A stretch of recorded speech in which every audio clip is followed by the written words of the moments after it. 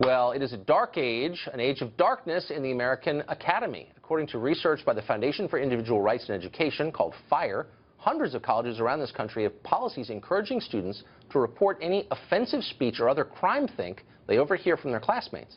Once such thought crime is reported, squads with Orwellian names like Bias Incident Response Team swoop in and impose all manner of penalties. These range from sensitivity training to suspension. How do we get here exactly?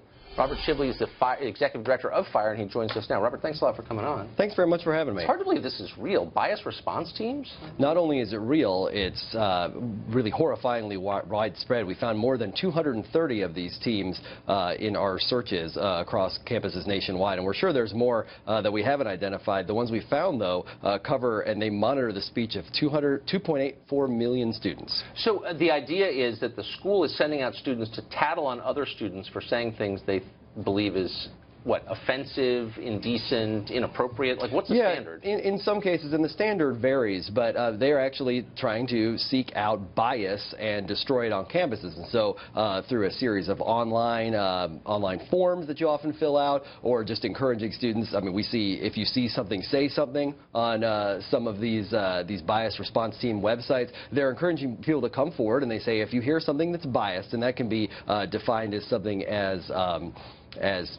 sort of well, vague. That's it. What's the definition? Well, it can be super vague, and but it's always vague, right? I mean, if you're going to have a rule, a standard, you ought to have to define it, especially if there's a penalty attached to it, right? So do kids know what's in bounds and what's outside of bounds?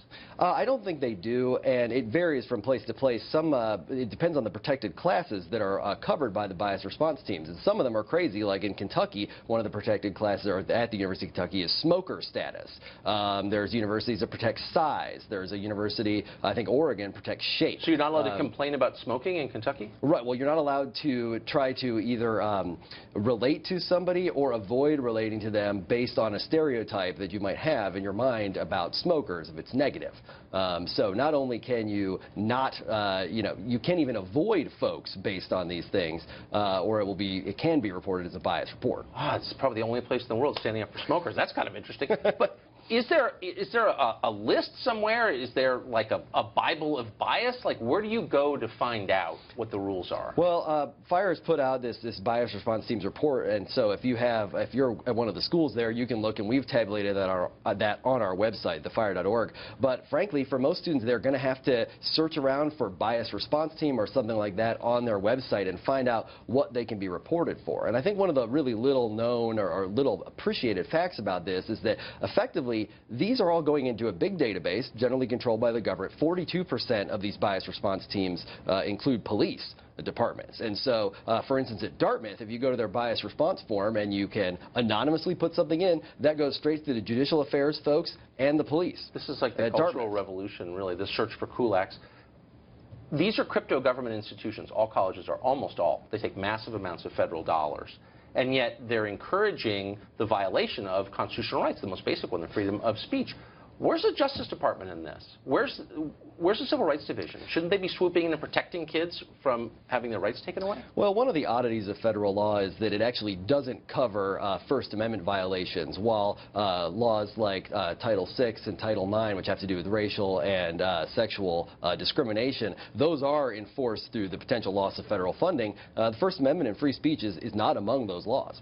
So what would it take to make it among those laws? It would most likely take congressional action to do that. So it would be pretty simple, right? It would just say the First Amendment applies to everyone in the country, as if we needed a reminder of that. I think the complicated part would be determining when they've gone too far for the First Amendment. Obviously, FIRE does that on our website, but you wouldn't want to just take FIRE's word for it. There'd have to be some mechanism for determining, you know what, this time, you're not following the First Amendment. But I guess my last question is, apart from FIRE, who's there to help kids whose freedom of speech is being abridged by the schools they go to?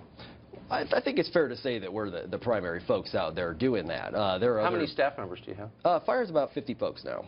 So we've grown a lot, unfortunately. Does the ACLU, which is supposed to be protecting our civil rights, ever jump in and say, you've got a right to say what you think? We've had a good relationship with a number of state ACLU chapters over the years, and so we're always happy. I mean, we'll work with anyone. FIRE's a nonpartisan organization, and we'd love to work with anyone who cares about free speech on campus. It shouldn't be left to 50 people to defend the First Amendment. That's really sad. So I hope you grow. Well, thank you very much. Thank you very much.